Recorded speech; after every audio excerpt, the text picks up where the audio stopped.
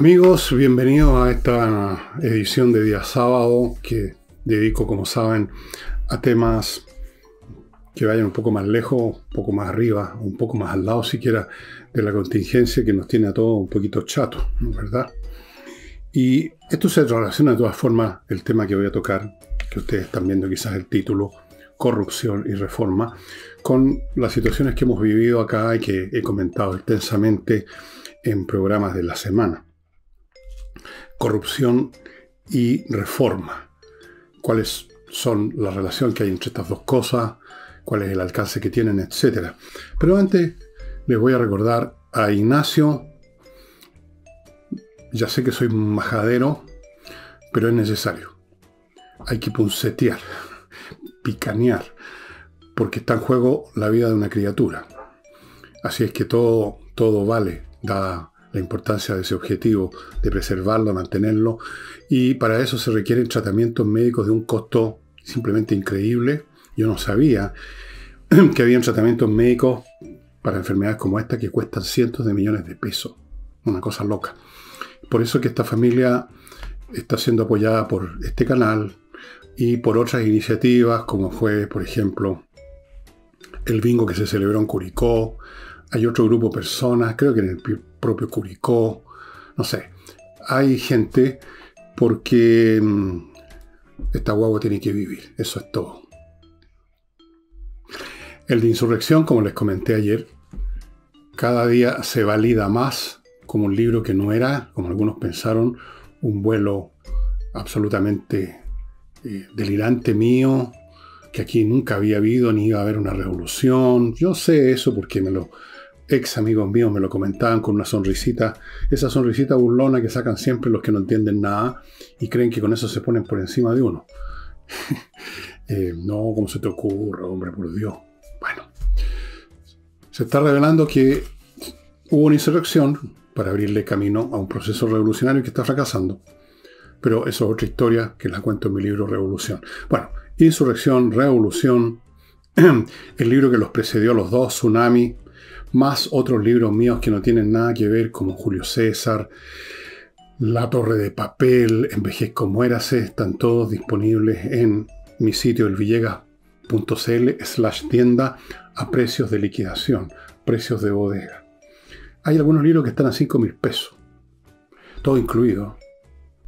¿Y qué más? Nada más. Vamos al tema. Corrupción y reforma, que naturalmente se me ocurrió, primero por lo que hemos estado viendo en Chile, con estas corrupciones asociadas al Estado central, a los ministerios, y para qué hablamos de las municipalidades. Eso por un lado, un tema que ha estado permanentemente en la primera plana de la prensa y ha estado permanentemente siendo comentada por mí aquí. Segundo, yo les mostré un libro de Will Durant que se llama La Contrarreforma, o dicho, la reforma más bien dicho. Y esto me inspiró a hacer este tema porque la reforma tiene que ver con un proceso que venía de hacía mucho tiempo de la institución de la Iglesia, no de la religión cristiana, sino que de la Iglesia, la organización humana que expresa, maneja esa religión. Corrupción que venía arrastrándose de hacía siglos y que finalmente terminó con el proceso de la reforma que inició Martín Lutero en 1520 y tanto, o 17 o 27, una de estas dos fechas. Fue un proceso de siglos, esta descomposición.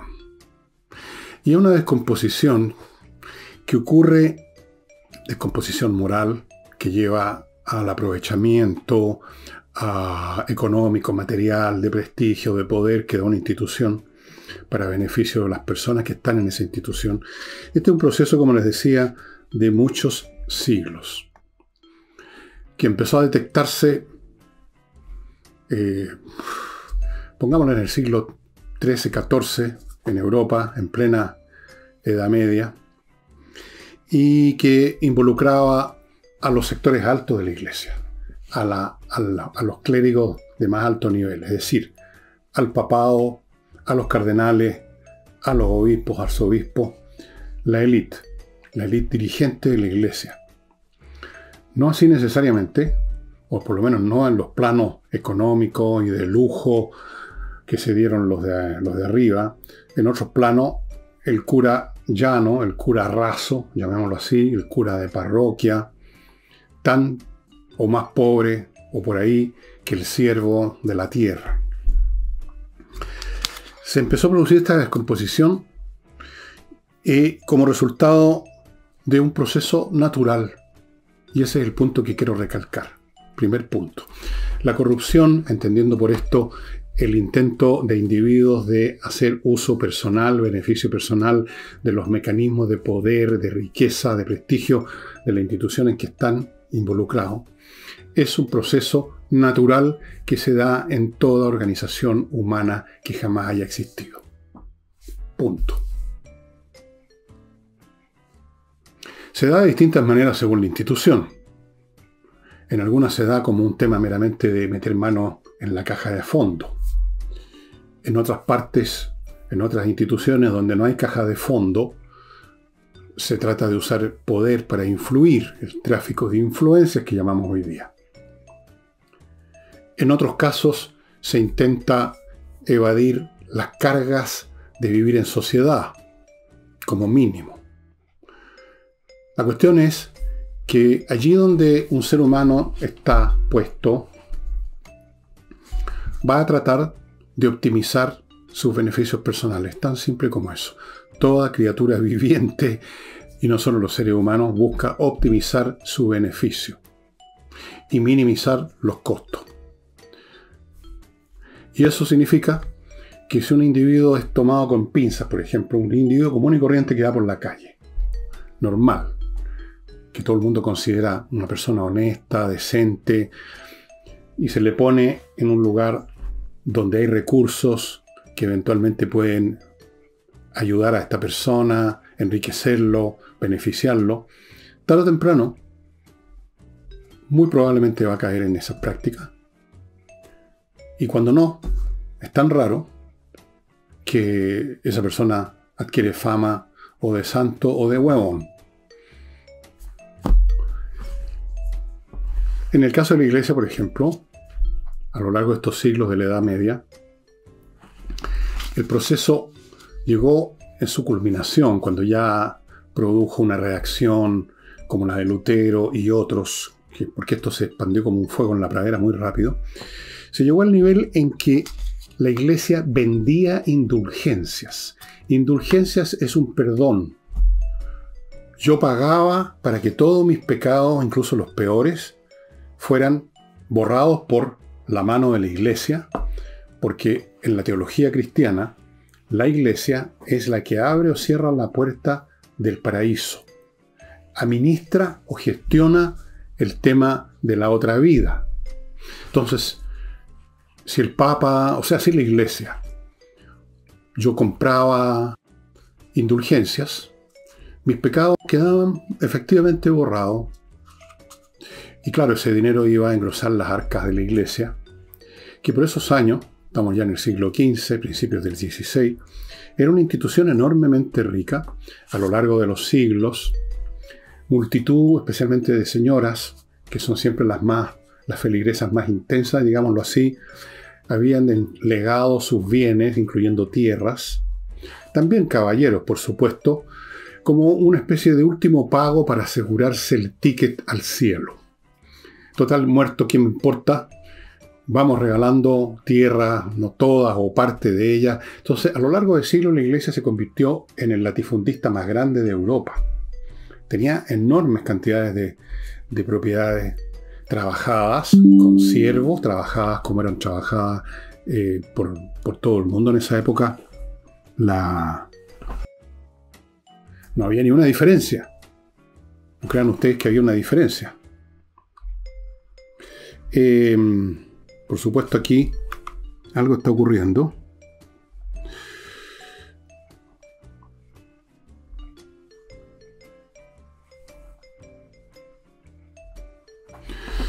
Siempre hay algún problema con el computador, pero ya está arreglado. Entonces, se hizo muy rica. Las sedes del papado, de los obispados, de los arzobispados se convirtieron en verdaderas cortes palaciegas. Cada cierto tiempo el papado organizaba un jubileo para celebrar algo, qué sé yo, 1000 años de la iglesia o lo que fuera, y llegaban miles y miles y miles de feligreses de toda Europa a dejar su dinero, a enriquecer Roma.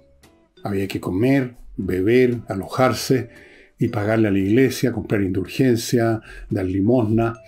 Y esa plata eventualmente llegaba a estas cortes papales, cardenalicias, obispales, y vivían como grandes señores, y no solamente en términos de riqueza material, grandes festines, ropa de lujo, todo de lujo, sino que, y es cuestión que ustedes lean la historia del papado, les voy a mostrar un libro muy entretenido sobre eso.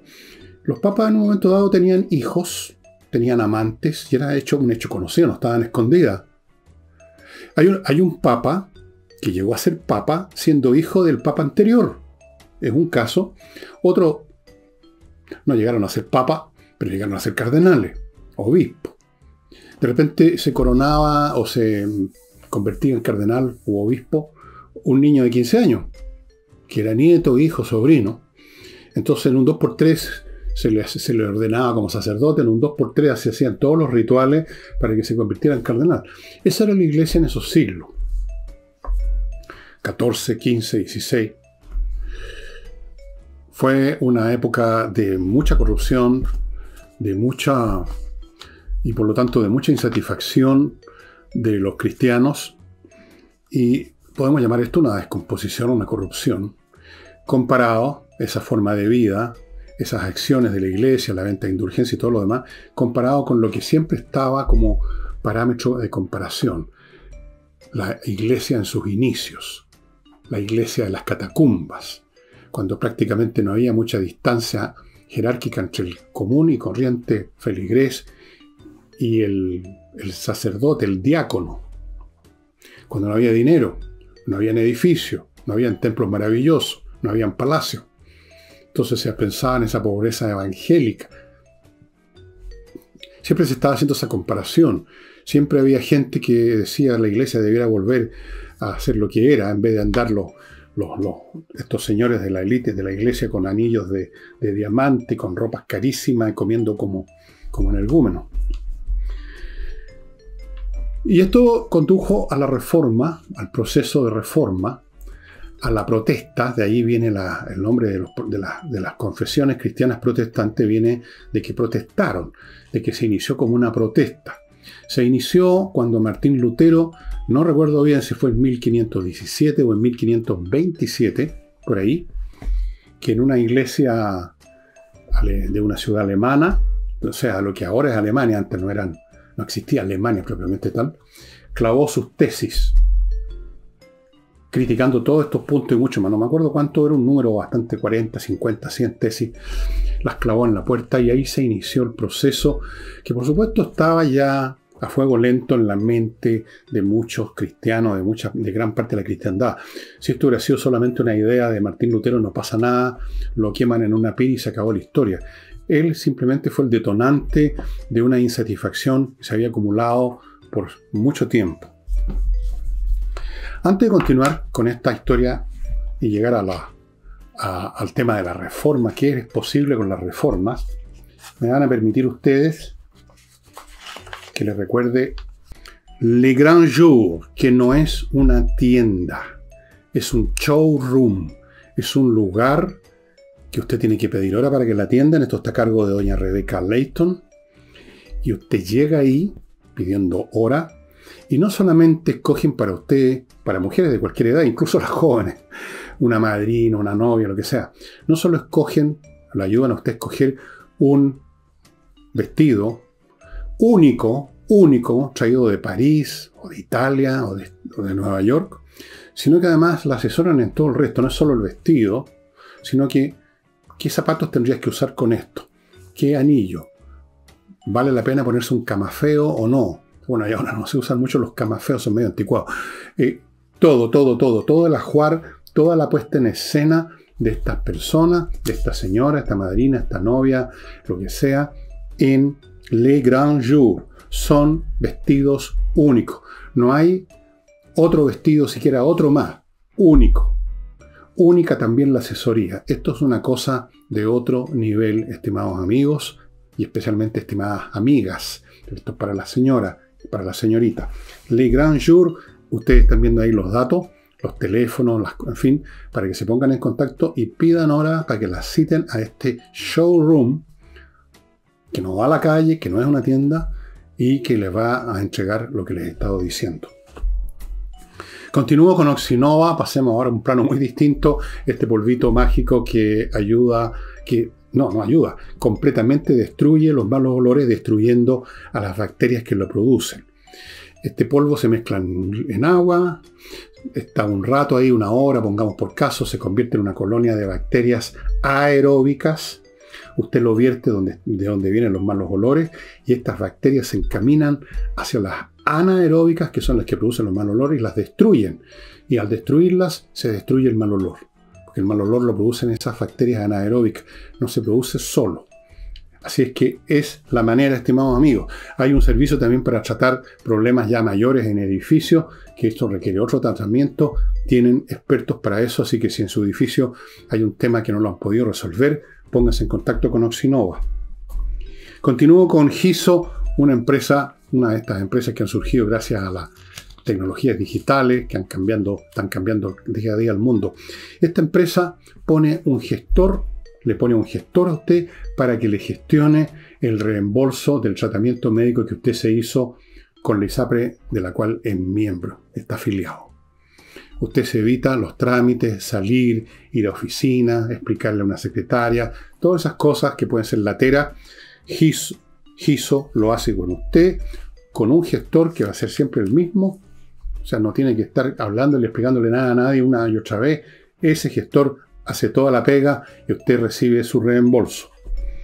Y termino este bloque con Climo, cuyo Cyber Monday empieza el Monday, pues este lunes, amigos, con un montón de beneficios, de descuentos, obviamente, en la instalación, en los equipos mismos, en la mantención, un montón de cosas que yo lo invito a averiguar entrando al sitio. No olviden que los precios de pretemporada se agotaron ayer, viernes, yo se los advertí, pero todos estos otros beneficios los puede obtener este lunes con el Cyber o Ciber de miclimo.com. Continúo entonces con esto. La corrupción que se vocifera, la corrupción que se muestra con el dedo, la corrupción que genera escándalo, es siempre la corrupción de los de arriba. Siempre. La corrupción de los de abajo es mínima porque no tienen recursos. La corrupción que se nota es la corrupción en una escala de alguna importancia o a veces gigantesca, y eso asume que usted es parte de la élite de alguna organización, es decir, tiene acceso a medios, a recursos, a poder, a dinero, a lo que sea. Y eso a su vez aumenta el apetito. Aumenta el apetito cuando está a la mano la posibilidad de meter el brazo en un cajón repleto de oro. La tentación es más grande que si uno sabe que hay un calcetín sucio dentro del cajón nomás. La corrupción es un tema de élite. Segundo, es un tema de élite además porque es ahí donde se nota más. Lo que haga una persona común y corriente en cualquier sociedad, algunos de ellos completamente oscuros y anónimos, piensen ustedes en los siervos de la Edad Media, ¿quién sabía nada de ellos? ¿Qué corrupción podían llevar a cabo si apenas tenían para comer? Pero los de arriba sí. Los de arriba están siempre en un escenario. No siempre, en realidad, casi siempre. Y si no son vistos por los de abajo, son vistos por sus pares. Y alguien indica con el dedo. La corrupción es un tema de los que tienen acceso al poder. Lo estamos viendo en Chile. Se está hablando de temas de corrupción. Pero ¿quiénes son indicados con el dedo como actores protagonistas de la corrupción? ¿Doña Juanita? No. A lo mejor doña Juanita es corrupta, se queda con algo que no le corresponde, pero eso es invisible y no tiene peso en la vida social. Pero si usted es parte del equipo, de la estructura del Estado y colabora con otros para transferir 400 millones a una fundación, ahí se nota. Y ahí tiene consecuencias porque estamos hablando de una cantidad importante. Entonces, tanto por la cuantía como por su visibilidad, la corrupción siempre ha sido un tema de los de arriba. Eso no significa que los de abajo son todos puros y honestos como blancas palomas. Eso es una ficción. Los que protestan contra la corrupción de los de arriba normalmente son los de abajo, nosotros los que no estamos arriba. Pero protestamos no porque seamos puros necesariamente y 100% honestos, personas angelicales, sino porque simplemente no hemos tenido oportunidades de probar siquiera si somos tan honestos. Porque la prueba de la blancura en esta materia es si uno, pudiendo quedarse con algo que no corresponde, no lo hace. Pero si uno no puede, nunca se sabe. Entonces los sectores de abajo reclaman, no en el sentido bíblico de la santa indignación, el santo que ve al Satán cometiendo desmanes, sino que es la indignación del envidioso y del picao que no está en condiciones de meter la mano en el cajón, así que por lo menos quiere darse el gusto de fastidiar al que sí lo está haciendo. Espérenme un momentito. Reanudo el programa. Muchas veces como dijéramos, estos reclamos contra los corruptos, estas denuncias, nacen de la envidia, nacen de esta falsa sensación de honestidad que deriva de que uno no ha podido robar simplemente, que no ha podido meter las manos, que uno se olvidó convenientemente. Pero esta envidia se disfraza de afán de justicia, como siempre. Y muy pronto, ese afán de justicia se convierte en deseo de venganza. Así funcionamos los seres humanos. Los miles y miles y miles, si no millones de cristianos que en la Edad Media siguieron a Lutero en su protesta, eran personas más bien de sectores medios para abajo. Los sectores medios eran un estrato muy pequeño en esas sociedades, digamos, artesanos de alto nivel, maestros de gremio, comerciantes que les ha ido bien,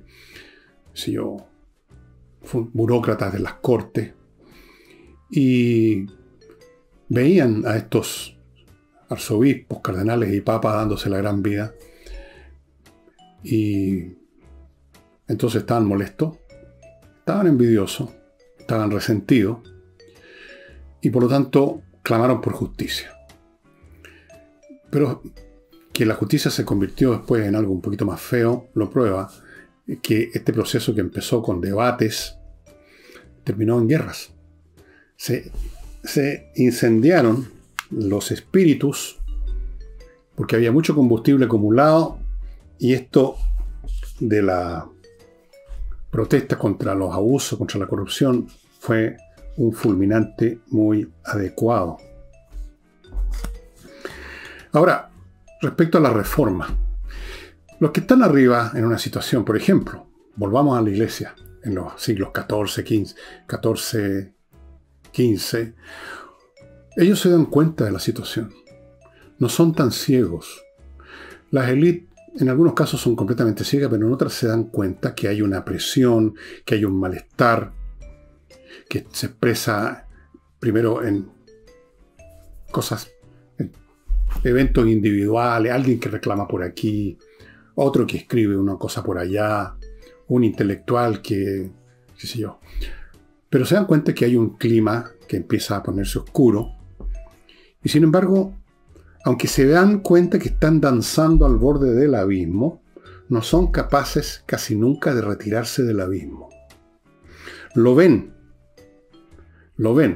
pero se hacen la esperanza de que no son ellos los que van a caer. Hacen siempre estas élites corruptas, los miembros de estas élites, hacen más o menos lo que el rey francés Luis XV dijo: après moi le déluge, después de mí el diluvio. O sea, sí va a quedar la crema, pero no me va a tocar a mí, sino que a los que vengan después. Mientras tanto, yo sigo disfrutando lo que tengo. Y esa es la clave de por qué nunca jamás, por mucho que se vea los problemas, por mucho que se vea el malestar, por mucho que se tiene claro que uno y los que nos rodean nos estamos aprovechando y que eventualmente esto podría costarnos la cabeza, no se hace nada, o se hace muy poco, se hace la parada, como decimos acá en Chile. De hecho, eso es exactamente lo que ocurrió con la Iglesia Católica. En un momento hubo un concilio, más o menos a mitad del siglo XV, si no me acuerdo bien la fecha, que tenía como propósito proponer reformas importantes, y no se llegó a ninguna parte. No se llegó a ninguna parte porque la capacidad humana para pagar un costo hoy para comprarse un beneficio teórico pasado mañana es muy pequeña. El costo es algo real hoy y el beneficio es algo inexistente. Es simplemente una especulación. Así es que la capacidad para tomar medidas y pagar un costo, digamos, que estos obispos, estos cardenales hubieran dicho: ¿saben qué más? Terminemos con esto de la venta de indulgencia, abaratemos los costos, digamos, de la gestión de la iglesia, terminemos con estos excesivos lujos, terminemos con los festines, terminemos con las prostitutas, terminemos con la vida marital como si fuéramos, digamos, civiles comunes y corrientes. Y dejar todo eso sobre la base de que quizás mañana o pasado mañana se va a venir toda la casa abajo. No. Entonces, se busca una cosa intermedia, que es hacer como que se va a reformar, hablar de que es necesario reformar, tomar, digamos, afilar los lápices para la reunión donde se van a anotar las cosas que se van a hacer y quedarse en eso. Y lo hemos visto en Chile 1000 veces también, lo hemos visto en todas partes. Hay la energía, digamos, disponible para tomar acción y ponerle coto al problema, se gasta en los preparativos y hasta ahí nomás llegamos. O sea, hay una frase que se usa mucho en Chile: hasta las últimas consecuencias, perseguiremos tal cosa hasta las últimas consecuencias. El problema es que las últimas consecuencias son prácticamente las primeras, y hasta ahí llega la cuestión nada más.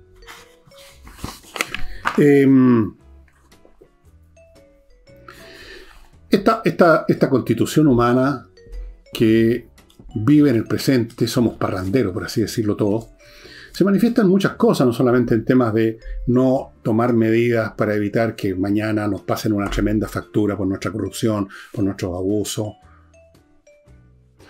No solamente en eso, se manifiesta en el diario vivir. Yo pregunto, ¿cuántas personas, no solo en Chile, sino que en cualquier parte del mundo, cuántas personas, qué porcentaje de la gente que puede, ahorra pensando en el mañana? Y si ahorran, ¿cuánto ahorran realmente que sea significativo y no meramente un gesto? Porque si yo, digamos, dispongo de suficientes ingresos como para poder decir, yo podría ahorrar, pongamos, esto es un ejemplo, 1 millón al mes. Y con eso, durante mes tras mes tras mes, más el interés compuesto, que es como una magia, a lo largo de los años voy a tener un tuco y voy a poder vivir en paz mis últimos años, voy a poder ayudar a quien sea. Bueno, la persona hace todo ese análisis y después termina ahorrando 10 lucas. Entonces siente que está haciendo lo que debe hacer, pero en el fondo no está sacrificando ese millón y lo va a usar, como los otros millones, en sus satisfacciones del presente. Muy poca capacidad de ahorro y gran capacidad para endeudarse. O sea, vivir al día. Vivimos al día. La capacidad de previsión, ver lo que va a venir, es pequeña. Pero la capacidad de acción para ponerla en sintonía con la previsión es cero, prácticamente.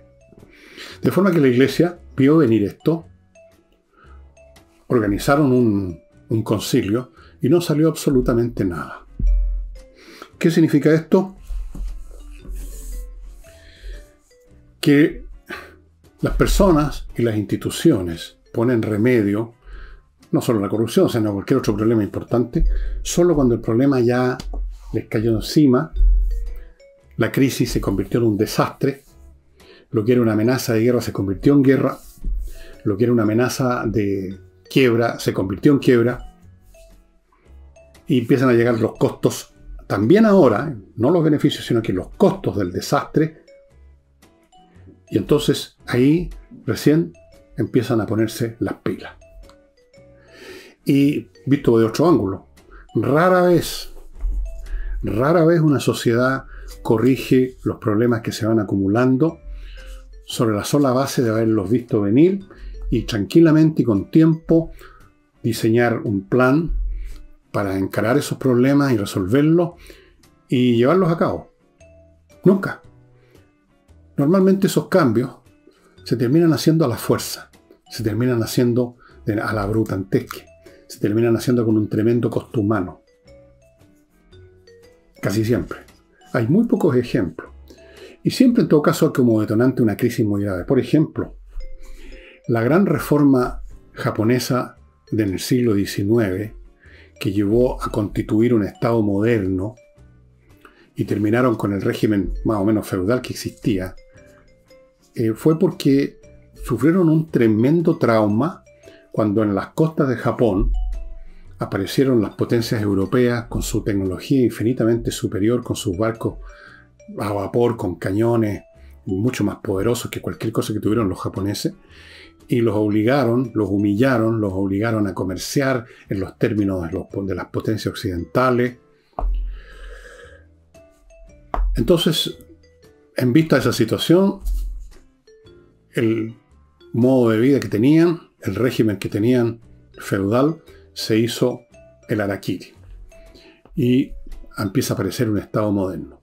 Ustedes pueden ver una muestra de eso en dos espectáculos. Uno es una ópera, Madame Butterfly, que tiene que ver un poco con esa época. Y la otra es esta película, El último samurái, protagonizada por este actor chiquitito, no me acuerdo nunca cómo se llama, donde vemos ese proceso de una casta de latifundistas feudales, que ahí están pintados de una manera mucho más rosada de lo que eran realmente, enfrentando la modernidad en la forma de un estado central, con soldados armados con rifles de repetición, con artillería moderna, con ametralladoras, y al final, ¿recuerdan ustedes el final de la película? Los masacran a los dos samuráis. Es una forma de decir, se acabó ese mundo. Muy rara vez. Al contrario, uno ve cómo sociedades que están notoriamente al borde del abismo no hacen nada realmente decisivo, y al contrario, a veces tratan de mantener a la fuerza las situaciones de corrupción, de privilegio, de abuso, lo cual produce una explosión mucho mayor todavía. La historia de los últimos decenios del zarismo en Rusia es un buen ejemplo. De la historia de la Iglesia es un excelente ejemplo. Y bueno, hay ejemplos por todos lados de esta situación. Respecto a la Iglesia, porque ahí está muy bien vista esta cuestión, está muy bien estudiado. Yo les voy a mostrar dos libros. Uno que también trata de la Reforma, y este es de Diarmaid MacCulloch. Ustedes ven que lo tengo absolutamente lleno de notas. Un libro que trata del proceso de la Reforma en Europa. Aquí hay unas críticas, por ejemplo, en el Financial Times dijeron soberbio el libro. Es un libro enciclopédico. MacCulloch trae la historia de esa conmoción colectivamente conocida como la Reforma con un vívido foco, proveyendo lo que debe ser seguramente la mejor explicación o exposición de este tema disponible en este momento, en el momento en que se publicó este libro. En el Times Literary Supplement es difícil no admirar un libro que es tal obra maestra de conocimiento y sin embargo escrito con una desarmante o desarmadora ligereza de toque. sea, con una prosa legible, no árida. Es un magnífico logro, y así sucesivamente. Es un libro que yo creo que no. Yo lo leí una vez, lo llené de marcas y de anotaciones.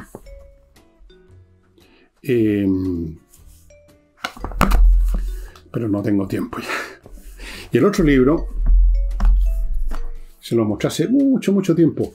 Este está escrito por un escritor, un historiador británico que falleció hace unos 3 años más o menos. Yo lo conocí vía mail nada más. John Julius Norwich, que escribía pero muy entretenido, con sentido del humor. Monarcas absoluto, una historia del papado. Ahí lo tienen ustedes también el asunto. El papado llegó en algunos momentos a niveles de corrupción y de mundanidad que ustedes no se imaginan, porque resulta que la Iglesia después se involucró en lo que se llamó la Contrarreforma, más o menos en el siglo XVII, XVIII, y la Iglesia en muchos sentidos se convirtió en lo que más o menos es ahora. O sea, ustedes no van a ver en el papado que van circulando unas coristas, unas niñas. Hay otro espíritu, otra mentalidad, hay otras cosas. Es la Iglesia que salió de la Contrarreforma. Por supuesto que después de eso hubo también procesos de corrupción en la Iglesia, igual. Siempre hay. Usted puede en un momento dado barrer la casa y luego otra vez se junta la mugre. Pero ahora es otra Iglesia. No es esa Iglesia donde los papas y los cardenales y los obispos y cualquier príncipe de la Iglesia, como se decía, era realmente un señor con una corte, con putas, con amantes, con juglares, con bufones, con exquisitos platillos, con carruajes de lujo. Como un señor. Como un señor.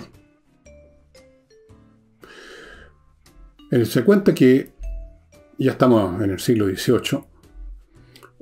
Al último rey de Francia, Luis XVI. No, el último rey en realidad. El último rey antes de la Revolución. Después hubo 2 reyes más. A Luis XVI, en un momento dado, alguien hizo lobby para que tal o cual obispo o arzobispo le dieran el capello cardenalicio, lo convirtieran en cardenal. Y se dice que Luis XVI, para justificar su rechazo a hacer lobby por ese príncipe, dijo: pero si ni siquiera cree en Dios. O sea, bueno, en el siglo XVIII, esa es otra historia, habían un número importante de clérigos de todos los niveles que simplemente no eran creyentes, pero estaban ahí en la Iglesia porque tendrían alguna justificación, dirían: igual se necesita la gente del montón, la gente de abajo, el pueblo necesita a alguien que los consuela, y los consuele con cuentos de hadas, con el cielo, alguien que los apacigüe, y además en todo caso estoy viviendo también. Pero la de ahora es otra iglesia distinta, con otros pecados que no son los de la época de Martín Lutero. Y quiero contarles, amigos, antes de pasar a otra cosa, que todavía está disponible la Casona del Valle, ahí a 50 kilómetros de Santiago, 15 hectáreas de terreno, 9 piezas con baño cada una de ellas, montones de dependencia a todo lujo, un lugar fantástico para instalar un hotel boutique, una residencia de reposo para gente con plata, un centro de eventos, lo que usted quiera. Continúo con Kaizen Automotriz, reparación de vehículos, por supuesto, pero con un enfoque primordial en la mantención preventiva. Como les he explicado muchas veces, el problema con las panas de autos es que uno queda botado en cualquier parte, porque la pana no se produce cuando el auto está parado en la casa, se produce cuando uno lo está usando. Llévelo a Kaizen Automotriz, aunque parezca que está perfecto, si encuentran algo lo van a reparar a tiempo, o si usted ya mismo detectó alguna cosa rara, el auto anda todavía pero hay un ruidito, un tironcito, llévelo para que esto no se convierta en un problema mayor. En estos casos hay que poner el parche ante la herida. Continúo con Gigena, la academia de música que ofrece cursos en un montón de instrumentos, piano, flauta, guitarra, etc., online, y que le ofrece, para que usted se dé cuenta lo entretenidas, lo buenas que son las clases, una clase demo gratis. La clase, igual que cualquier clase, no más corta, una clase completa, demo gratis, para que usted vea lo eficiente que son estos cursos, lo entretenidos que son. Y termino con González y compañía, amigos, un bufete de abogados penalistas a cargo de temas penales, o sea, los más serios, los más graves, los problemas contemplados en el Código Penal, donde las penas pueden ser de privación de libertad. Estamos hablando de cosas muy serias y por lo tanto se requieren los mejores. Y este bufete, González y compañía, es famoso porque ha estado en casos famosos que han salido en la televisión, los ha ganado, son extraordinariamente buenos, son los Perry Mason de Chile, González y compañía. Si yo fuera ustedes, partiría con este libro, porque la prosa de mi amigo fallecido es muy entretenida, muy divertida. Y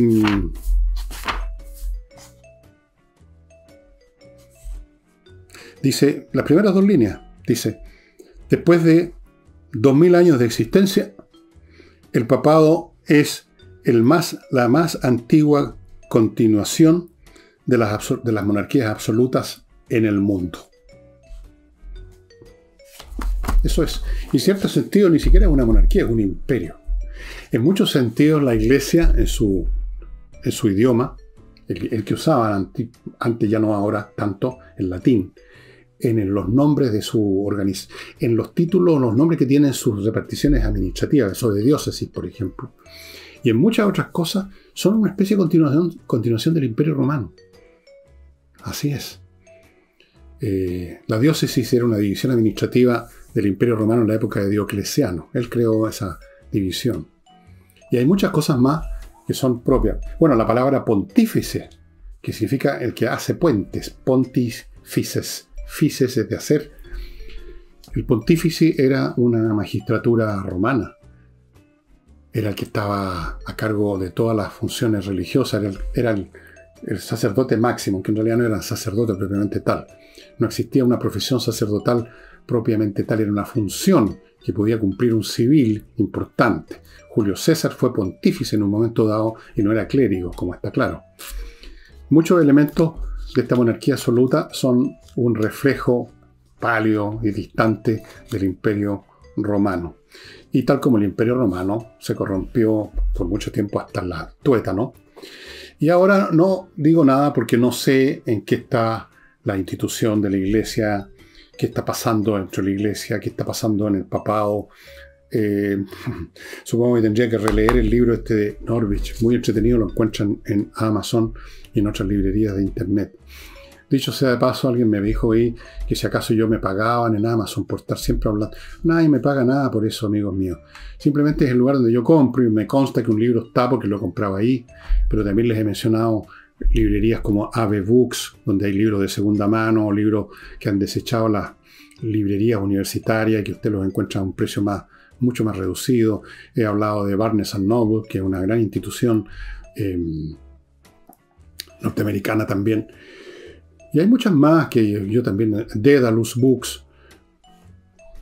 Usted puede entrar en Google y poner librerías de internet en el mundo y van a aparecerle cientos. Escoja la que quiera.